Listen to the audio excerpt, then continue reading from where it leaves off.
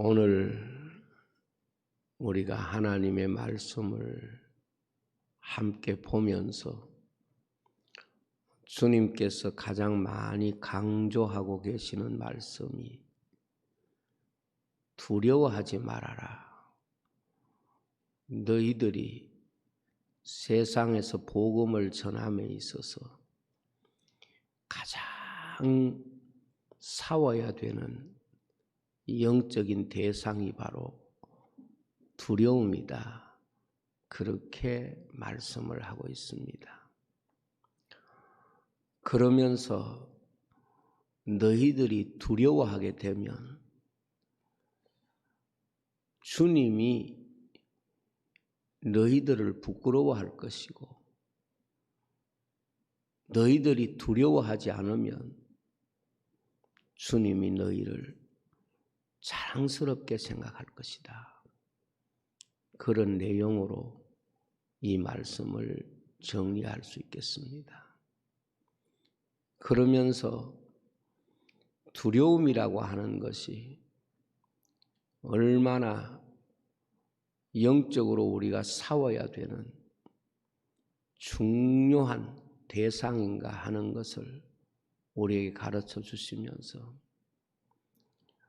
이 세상에 살아가는 작은 새 한 마리라도 하나님이 다 보고 계시고 하나님이 그 생명에 대하여 주권을 가지고 계시는데 믿음이 없으면 하나님의 자녀이면서 하나님의 자녀로 살지 못하고 두려움에 빠져서 사단의 도구가 돼서 살게 되고, 두려움을 이겨야만이 비로소 너희들은 사단의 종이 아니라 하나님의 자녀로 사는 것이다. 이렇게 말씀을 주셨습니다. 사람들은 두려움이라고 하는 것이 단순히 현상에 대한 우리의 반응이라고 생각을 합니다. 그러나 두려움은 가장 중요한 영적인 권세입니다.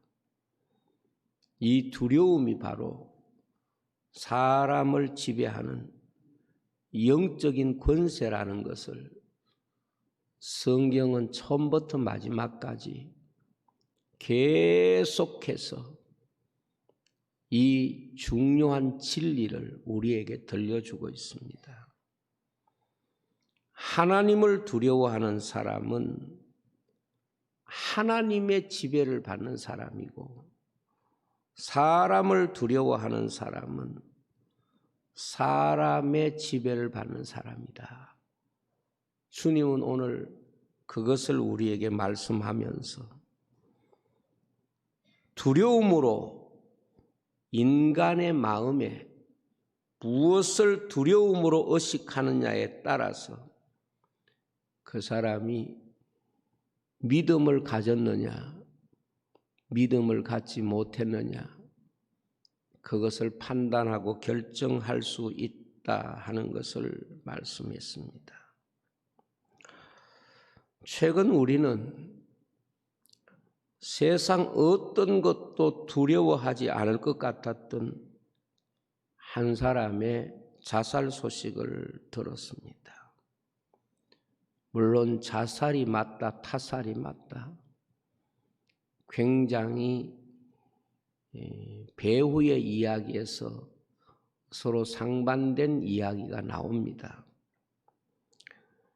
그러나 우리가 한 사람의 이 자살의 이야기를 보면서 세상 어떤 것도 두려워하지 않을 것 같았던 한 사람이 도대체 무엇이 그렇게 두려워서 스스로의 생명을 끊을 수밖에 없었을까? 도대체 무엇이 사람의 마음을 그토록 두렵게 만들었을까? 이런 생각을 하게 됩니다. 우리나라 청소년 자살률이 세계 1위라고 하는 사실은 너무도 잘 알려져 있고 이미 익숙한 그런 기사입니다. 우리가 잘 알듯이 우리나라 청소년들이 이 세계 다른 나라의 청소년들과 비교해 볼 때에 환경적으로 볼 때 정말 어려운 환경에 있는가, 정말 생명을 포기할 만큼 열악한 환경에 있는가, 우리가 아무리 어떤 나라의 청소년들과 비교를 한다고 하더라도 정말 자살할 만큼 열악한 환경에 있다는 것은 우리가 공감하기가 매우 어려운 것이고, 세상 다른 나라의 청소년들과 비교해 볼 때 자살이라고 하는 것은 너무 어른 세대에서 볼 때에 받아들이기가 쉽지 않는 모습이라고 생각을 합니다. 그러나 자살이 가지는 참으로 두려운 현상이 뭔가 하면 하나님을 두려워하지 않는 모습이기 때문에, 자살은 가장 궁극적으로 하나님을 두려워하지 않는 인생의 모습이기 때문에 오늘 이 땅의 젊은이들을 바로 세우려고 하면 환경을 좋게 하거나 그들에게 더 요구되는 조건을 채워주는 데 있는 게 아니고 하나님을 두려워할 수 있는 믿음을 그 마음속에 심어주는 것 이외에는 결코 다른 길이 없을 것이다. 저는 그것을 확실히 믿습니다. 마태복음 10장 28절 오늘 말씀에 보면 몸은 죽여도 영혼은 능히 죽이지 못하는 저들을 두려워하지 말고 오직 몸과 영혼을 능히 지옥에 멸하실 수 있는 이를 두려워하라. 그렇게 말씀했습니다. 이 주님의 말씀을 다시 한번 정리해서 생각하면 인간에게 있어서 두려움에 대한 바른 자세, 두려움을 느끼는 인간의 그 마음의 자세가 얼마나 영적인 문제에 있어서 중요한 주제인가 하는 것을 말씀하고 있습니다. 사실 사람의 삶에 가장 큰 영향을 주는 것은 즐거움일 것 같지만 사람의 삶에 가장 영향을 깊이 주고 사람의 삶에 가장 강한 영향력을 주는 것은 바로 사람이 느끼는 두려움이라는 것입니다.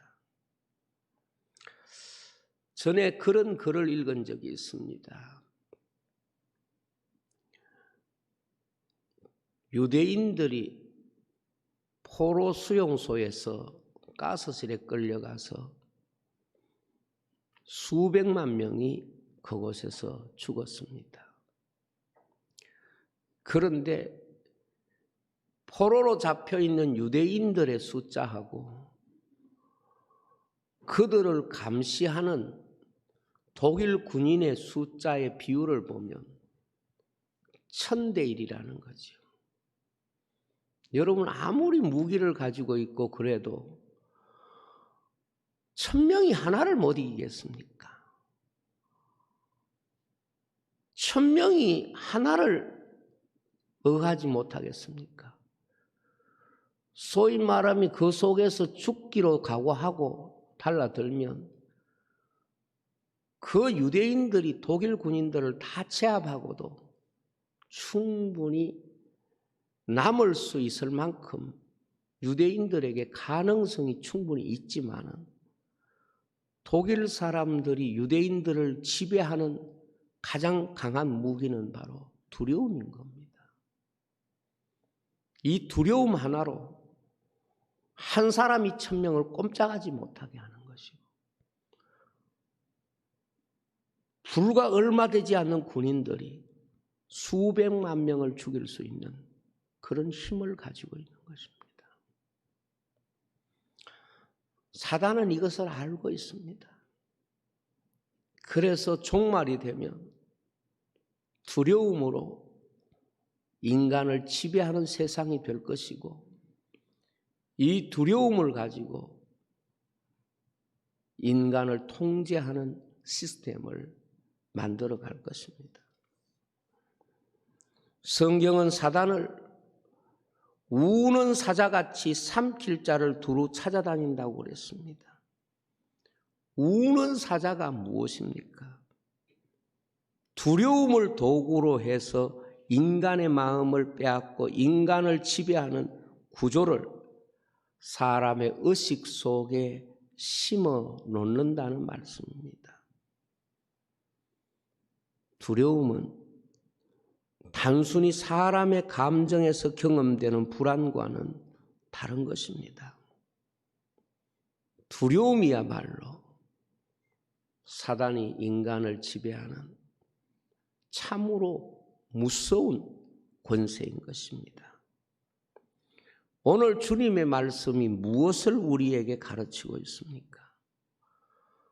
바른 믿음이라고 하는 것은 인간이 진정 두려워해야 할 자를 두려워할 줄 아는 것, 인간이 정말 두려워해야 될 대상이 누구인가 그것을 아는 것이 바로 믿음이라는 것을 주님이 정의하고 있는 것입니다. 인간의 삶을 바꾸고 인간에게 가장 큰 영향력을 끼치는 것, 그것이 바로 두려움입니다. 주님께서 오늘 이 두려움에 대하여 우리에게 가르치는 중요한 두려움의 교훈이 우리에게 있습니다. 첫째로, 두려움은 영적인 경계선이라는 겁니다. 주님은 오늘 말씀하기를 몸은 죽여도 영혼은 능히 죽이지 못하는 자들을 두려워하지 말고 오직 몸과 영혼을 능히 지옥에 멸하실 수 있는 이를 두려워하라고 말씀했습니다. 자, 여기에 두려움의 주제가 무엇입니까? 죽음입니다. 몸은 죽여도 영혼을 능히 죽이지 못하는 자들을 두려워하지 말고 몸과 영혼을 지옥에 멸하실 수 있는 이를 두려워하라 그랬습니다. 두려움의 끝판왕은 바로 죽음입니다. 죽음이 주는 메시지는 바로 두려움이라고 하는, 어떻게 보면 인간에게 있어서 가장 심각한 두려움의 무기가, 두려움이 무기가 바로 죽음입니다. 그러나 두려움에는 항상 영적인 경계가 있습니다. 잠시 두려운 것과 영원히 두려운 것, 이것이 죽음이라고 한 사건 속에 있습니다. 사람은 잠시 두려운 것에 빠져서 영원히 두려운 것을 보지 못하게 된다는 것, 그것이 바로 오늘 주님이 말씀하시는 귀한 교훈입니다.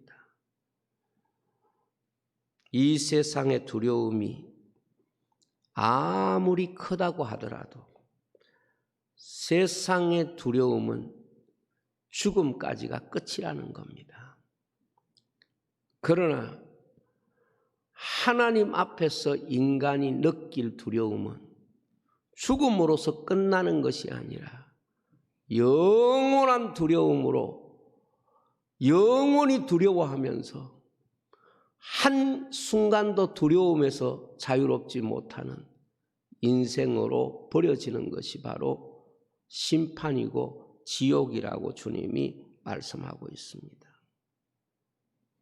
주님이 이 말씀을 하시는 것은 사람은 잠시의 두려움 때문에 영원한 두려움을 보지 못하는 것을 이미 아시고 사람들이 대부분 그렇게 두려움의 종로로 달 것을 아시고 이 말씀을 주시는 것입니다. 사단은 잠시의 두려움을 가지고 사람들을 위협합니다. 그러나 하나님의 백성들은 영원한 두려움을 알기 때문에 잠시의 두려움 앞에 자기 인생을 잃어버리지 않는다는 것을 말씀하고 있습니다. 저는 오늘 이 말씀이 어떤 사람에게 가장 큰 힘과 위로가 되겠는가를 생각해 보니까 핍박받고 있는 환경에서 신앙생활을 하는 분들에게는 오늘 이 주님의 말씀의 약속보다 더 큰 힘이 되는 것은 결코 없을 것이라고 믿습니다. 사단을 우는 사자로 묘사하고 있는 것은 이 세상을 두려워하는 사람과 영원한 형벌을 두려워하는 것, 이것이 경계가 되는 것이 바로 죽음이고 바로 두려움은 영적인 경계선이라는 것을 우리에게 보여줍니다. 사단은 항상 동일한 방법을 씁니다. 성경 처음부터 마지막까지 항상 동일한 방법이 무엇인가 하면 두려움을 가지고 인간의 삶의 영적인 경계를 보지 못하게 하고 순간의 두려움을 가지고 영원한 두려움의 자리에 빠지도록 하는 것입니다. 사람의 실수가 무엇이겠습니까? 두려움이 아니더라도 잠시를 위하여 영혼을 잃어버리는 것이 사람의 실수입니다. 한순간의 즐거움을 위하여 하나님의 나라를 잃어버리는 것과 원리가 같습니다. 성도는 어떤 자리에 있더라도 항상 영적인 경계를 생각해야 되고 그 영적인 경계가 뭔가 하면 잠시와 영원함입니다. 잠시 내가 누릴 것인가? 영혼을 붙잡을 것인가? 이것을 선택하라고 주님이 말씀을 주신 것입니다. 두 번째 두려움에는 시간의 경계가 있습니다. 지금 두려운 것과 나중에 두려운 것이 있습니다. 앞의 말씀과 비슷한 맥락입니다. 사람들은 지금 두려운 현실 때문에 나중에 두려운 것을 보지 못하고 나중에 두려움에 그 인생이 버려지게 되는 것을 우리는 잘 알고 있습니다. 주님께서 이 말씀을 주신 것은 지금을 두려워하지 말고 나중에 두려움이 진짜 두려움이다. 그것을 말씀하는 것입니다. 여러분, 모든 엄마들이 출산에 대한 두려움이 있습니다. 그것은 지금의 두려움이지만 그 지금의 두려움을 넘어설 수 있어야 나중에 그가 겪을 오랜 세월의 두려움을 넘어설 수 있는 은혜가 있습니다.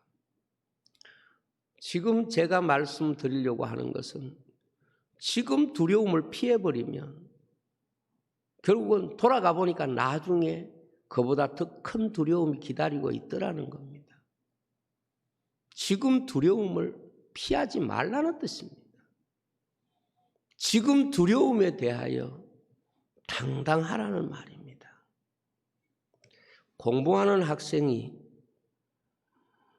공부에 대한 현실적인 심리적인 부담이 있습니다. 그 부담이 얼마나 큰지 모릅니다. 그러나 학문이 주는 그 지금의 답답한 얽매임을 견뎌내야만이 나중의 시간이 두려움으로 그 자신에게 있지 않는 것입니다. 저는 가끔 이런 생각을 할 때가 있습니다. 우리가 자녀를 키울 때에, 어릴 때에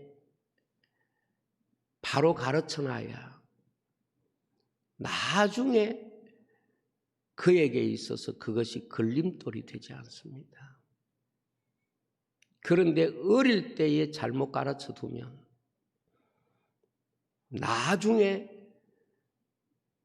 그것이 그에게 계속해서 어려움을 만나게 되는 요소가 됩니다. 어떤 대사를 보니까 이런 이야기가 있어요.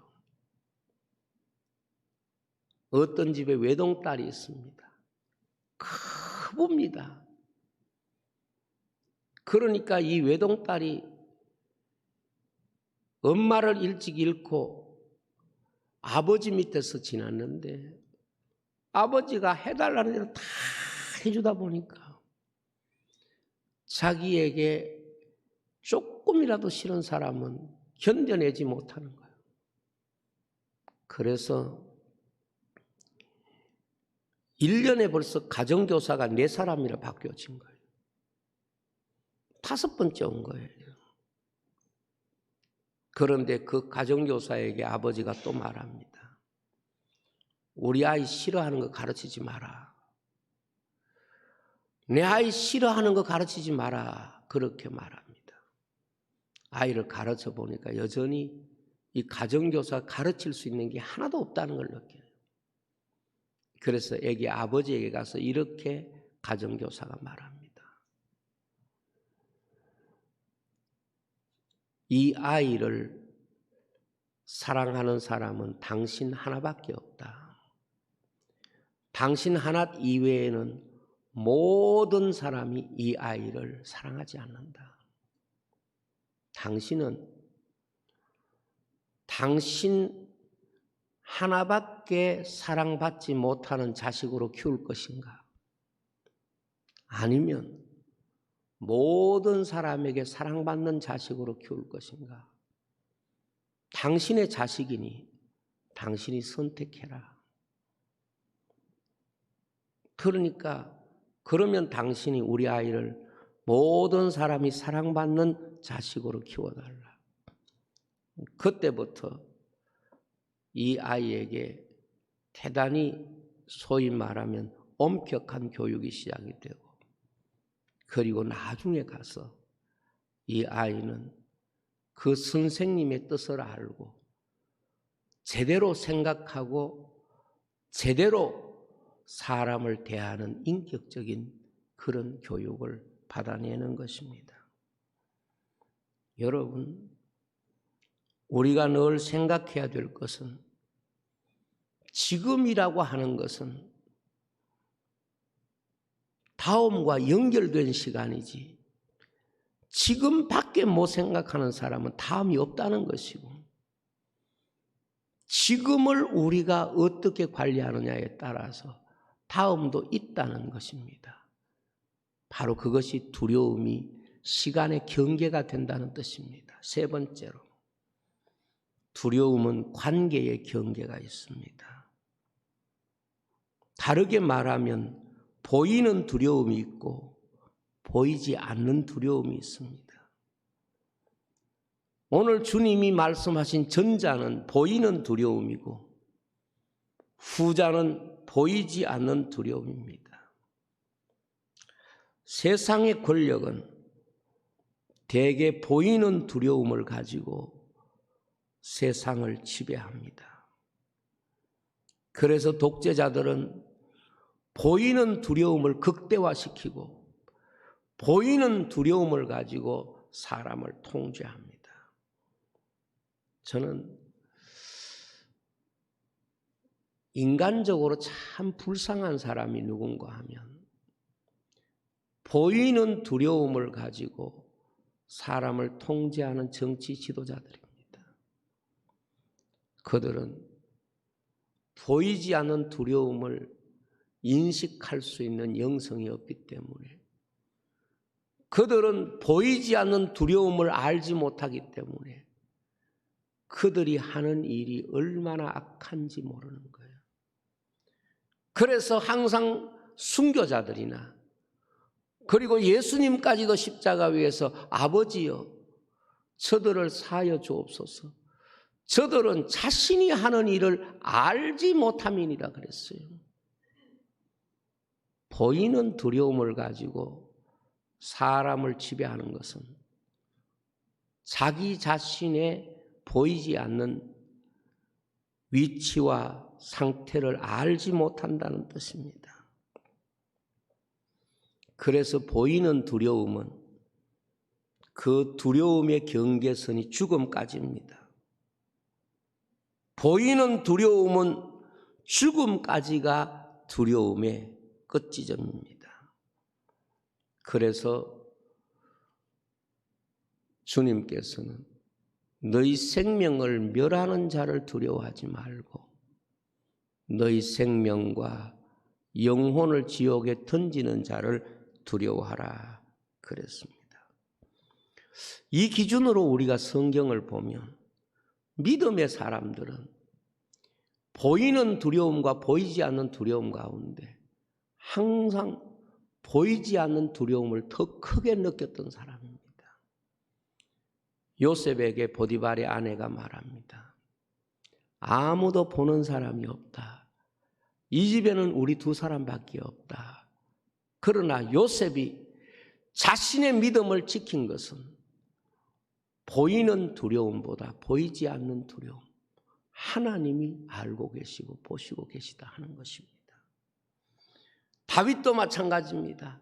골리앗 앞에 설 때에 사람들은 그 보이는 두려움 앞에서 떨고 있지만, 그러나 다윗은 만군의 여호와의 이름으로 간다고 말씀하고 있습니다. 그렇습니다. 두려움이라는 건 참 신비했어요. 정말 신비했어요. 그 두려움이 아무것도 아닌 분 앞에 서면 자신도 두렵지 않다는 거예요. 아이가 두려운 길을 갈 때도 그 두려움이 아무것도 아닌 사람과 동행하면 동일한 길을 가도 그것이 내게 두려움이 되지 않는 거예요. 우리가 진실로 이 모든 두려움을 아무것도 아닌 권세로 이기실 수 있는 하나님 곁에 있으면 실제로 두려움이 아무런 그에게 능력이 없는 것입니다. 성경에 보면 갈릴리 바다 풍랑이 일어났을 때 제자들은 다 두려워해서 벌벌 떨었습니다. 그러나 예수님이 바다를 잔잔케 하시니까 바다에 대한 두려움이 사라졌습니다. 주님이 함께하는 그 순간에는 바다가 주는 두려움이 그들에게 아무것도 없었습니다. 그래서 두려움은 관계의 영적인 경계선이 되는 것입니다. 여러분, 세상은 결국 관계의 두려움을 가지고 사람을 지배하려고 할 것이고, 적그리스도는 종말의 세대에 이 관계의 두려움을 가지고 정치를 지배하고 경제를 지배하고 마지막에 종교까지 지배할 것입니다. 지배하려고 할 것입니다. 그러므로 두려움에 대한 바른 믿음이 세워지지 않는 한 결코 하나님의 나라를 붙잡고 사는 바른 신앙을 가졌다 그렇게 말할 수가 없습니다. 그래서 요한 1서 5장 4절에 하나님께로서 난 자마다 세상을 이기느니라. 세상을 이긴 이김은 이것이니 우리의 믿음이니라. 그렇게 말씀합니다. 오늘 우리가 세상을 이겼다는 말은 무엇입니까? 세상이 주는 눈에 보이는 두려움을 이기는 것을 말하는 것입니다. 오늘 우리가 현실적으로 이러한 현상들 속에 교회가 있고 성도가 있습니다. 우리는 아직까지 그렇게 피부로 느끼지는 않지만 세계에 있는 수많은 교회와 수많은 성도들은 신앙생활 자체가 두려움과 싸우는 거예요. 신앙생활 자체가 두려움과 싸워서 두려움에 자기 자신을 잃지 않는 바로 이것이 지금 이 지구촌에서 신앙생활하는 대부분의 사람들의 영적인 싸움이 되는 것입니다. 하나님께서 우리에게 담대한 믿음을 주셔야 돼요. 그 믿음으로 승리해야 되는 거예요. 그래서 계시록에 보면 구원의 자리에 들지 못하는 사람들의 죄와 잘못들이 열거되는데 빠지지 않고 등장하고 있는 게 뭐겠습니까? 두려워하는 자들이 하나님 나라에 못 들어가야 되는 것이고 두려워하는 자들이 성 밖에 있다는 것을 말씀하는 것입니다. 세상은 점점 여러 가지 형태의 두려움을 가지고 우리의 믿음을 시험해 볼 것이고 그 믿음 앞에 우리가 고백해야 되는 가장 중요한 신앙의 고백이 뭔가 하면 하나님을 믿기 때문에 세상을 두려워하지 않는 그것이 기독교가 세상에 보여줘야 할 대단히 중요한 신앙의 고백인 것입니다. 두려움이라고 하는 것은 우리에게 신앙의 고백을 하도록 요구하는 영적인 환경이라는 것을 항상 기억해야 할 줄로 믿습니다. 기도하겠습니다.